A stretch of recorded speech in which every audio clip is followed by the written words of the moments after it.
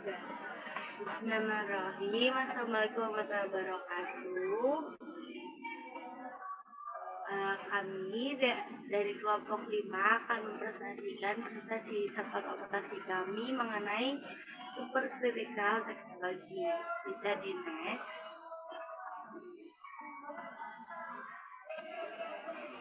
Oke, di sini ada anggota dari kelompok 5. Di sini ada saya sendiri, Alia Putri, NPM 092, Syakira NPM 090, Afika NPM 096, Nabila Aisyah NPM 107, dan Sanina Yusria NPM 117. Oke, bisa di next.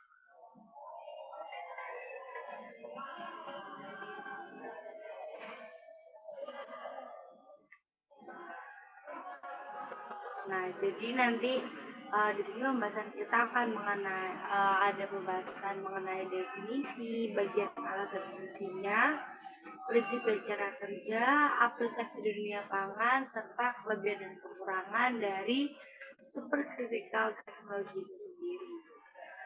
Lanjut, bisa di next.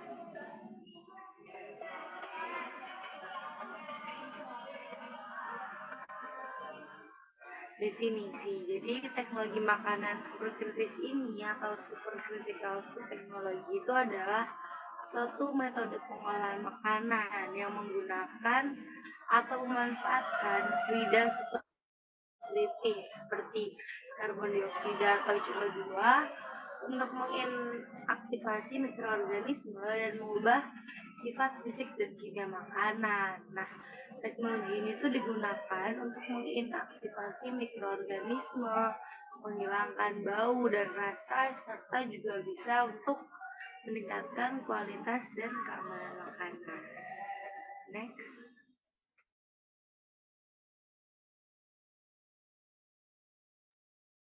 Baik, kemudian ada alat dan bagaimana fungsi dari tiap bagiannya. Bisa di next. Di sini ada beberapa bagian alatnya.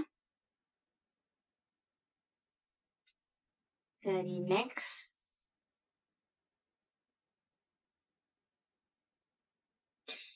Nah, untuk yang pertama adalah pump. Pump ini digunakan untuk mengkompreskan CO2 menjadi kondisi superkritis, di mana pump ini ada dua jenis, yaitu pompa CO2 utama dan pompa CO solvent atau opsional untuk mengatur kecepatan aliran CO2 dan CO solvent.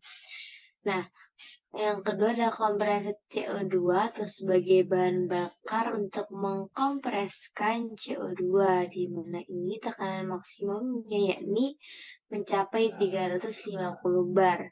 Kemudian yang ketiga adalah heater untuk mengatur suhu ekstraksi yang sesuai, di mana suhu maksimum yang dapat dicapai adalah 85 derajat Celcius. Kemudian ada SCCO2 sebagai pelarut superkritis untuk mengisolasi komponen dari bahan baku solid atau cair.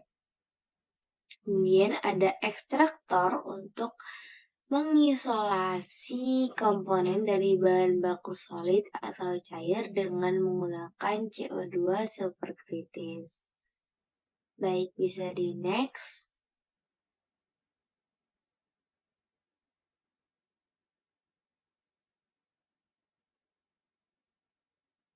Bisa di next.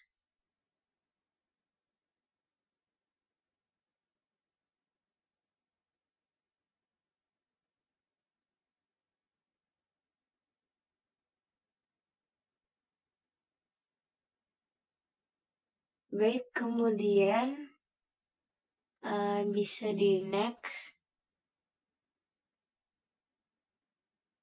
Ini untuk kemudian ada separator untuk memisahkan hasil ekstraksi dari CO2 superkritis, di mana separator ini tekanan dan suhunya dapat diatur untuk memisahkan komponen-komponen yang berbeda.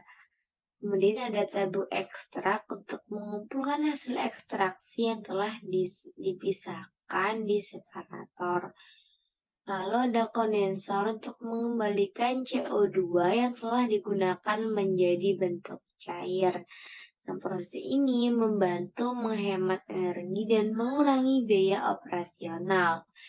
Dan ada lagi recycle CO2 untuk mengembalikan CO2 yang telah digunakan ke dalam sistem untuk digunakan kembali. Nah, proses ini membantu menghemat biaya dan mengurangi dampak lingkungan. Kemudian yang terakhir adalah tabung liquid CO2 yang digunakan untuk menyimpan CO2 yang telah dikondensasi, di mana CO2 dalam bentuk cair ini dapat digunakan kembali untuk proses ekstraksi. Baik, bisa di next.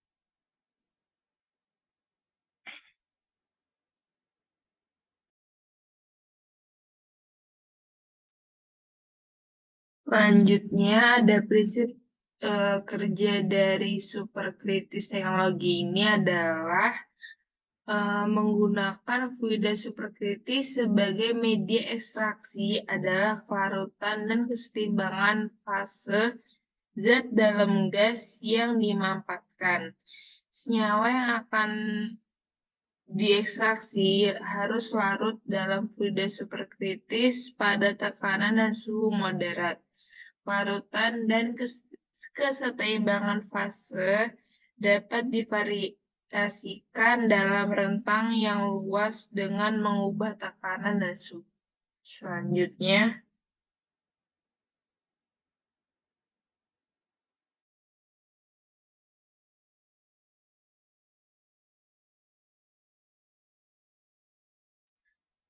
nah, untuk cara kerja dari teknologi superkritis ini adalah yang pertama, CO2 superkritis dipompa ke dalam kolom ekstraksi dari pompa CO2.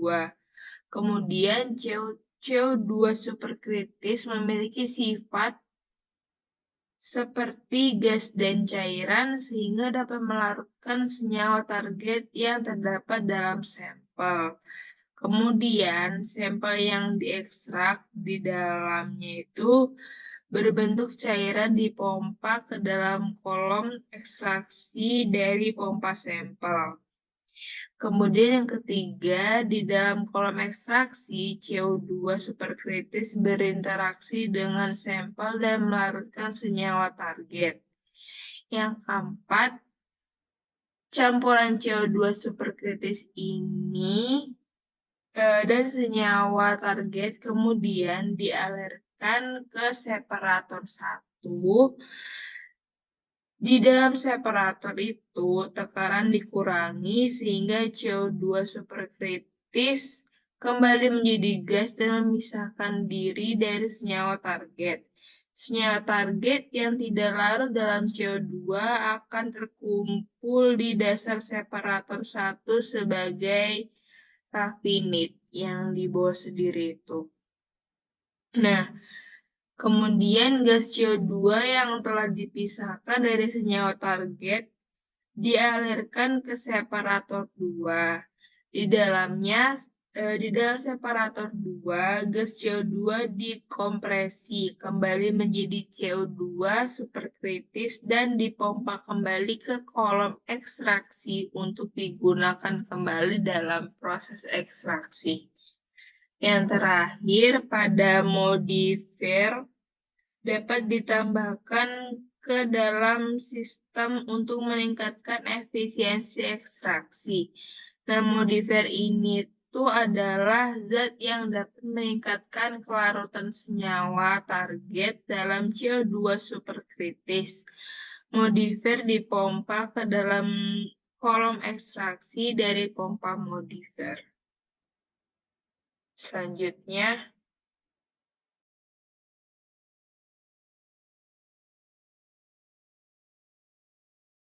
Nah, berikut adalah aplikasi di dunia pangan. Sebagai contoh adalah ekstraksi. Ekstraksi sendiri adalah salah satu aplikasi utama dari teknologi superkritis yaitu ekstraksi pada bahan aktif dari bahan-bahan alami seperti tanaman, biji-bijian, atau rempah-rempah. Nah, dalam proses ini bahan baku dilarutkan dalam pelarut superkritis seperti CO2 yang kemudian diubah menjadi bentuk superkritis. Sebagai contoh, di sini ada aktivitas antioksidan dan kandungan fitokimia. Aktivitas antioksidan yang dihasilkan dari senyawa jahe relatif lebih tinggi dengan menggunakan ekstraksi fluida CO2 superkritik. Karena ekstraksi fluida CO2 superkritik sangat cocok untuk mengekstrak senyawa termolabil, terutama senyawa antioksidan.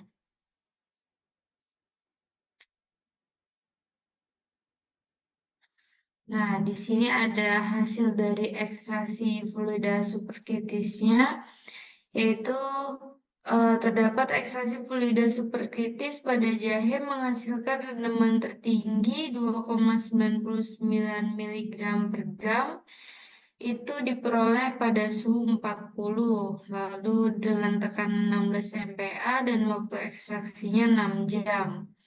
Berikut dapat dilihat, lalu ekstraksi fluida superkritis mempunyai kelebihan, yaitu efisien karena waktu ekstraksi lebih pendek, tidak beracun, dan alternatif ramah lingkungan.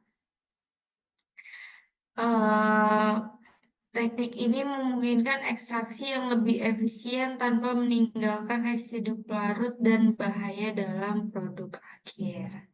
Selanjutnya,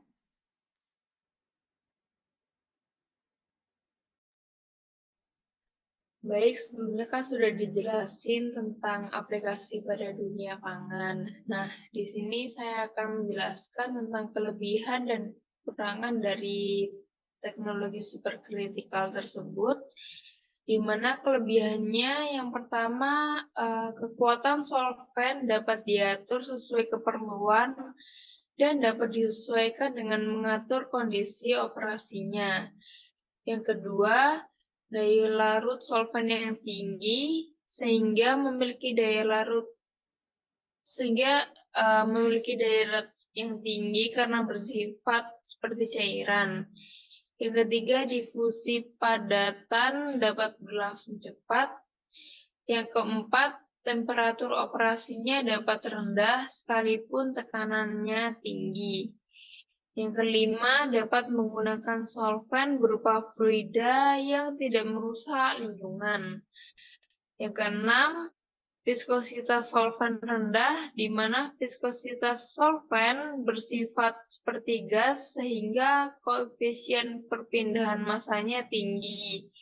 Yang ketujuh, pemisahan kembali solvent dari ekstrak dapat dilakukan dengan cepat dan sempurna karena solvent berupa gas.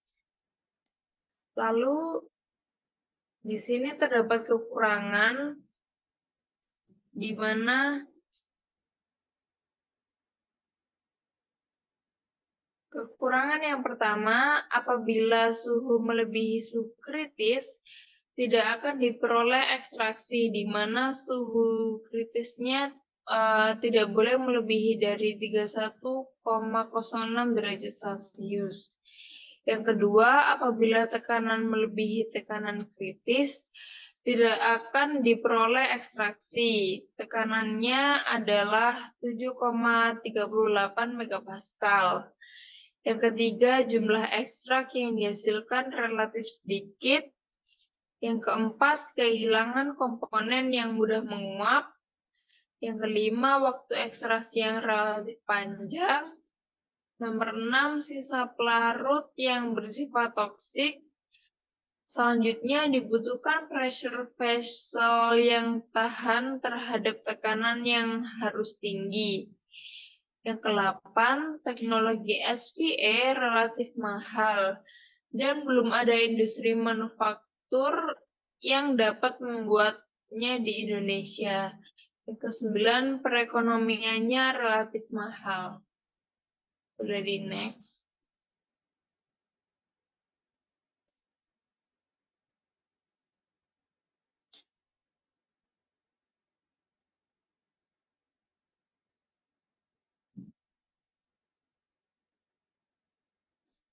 Berikut adalah daftar pustaka yang kami gunakan dalam menyusun PPT ini. Boleh di next.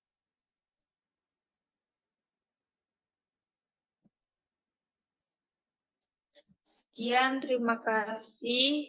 Demikian presentasi dari kelompok 5 dengan mengangkat topik superkritikal teknologi. Kurang lebihnya mohon maaf. Wassalamualaikum warahmatullahi wabarakatuh.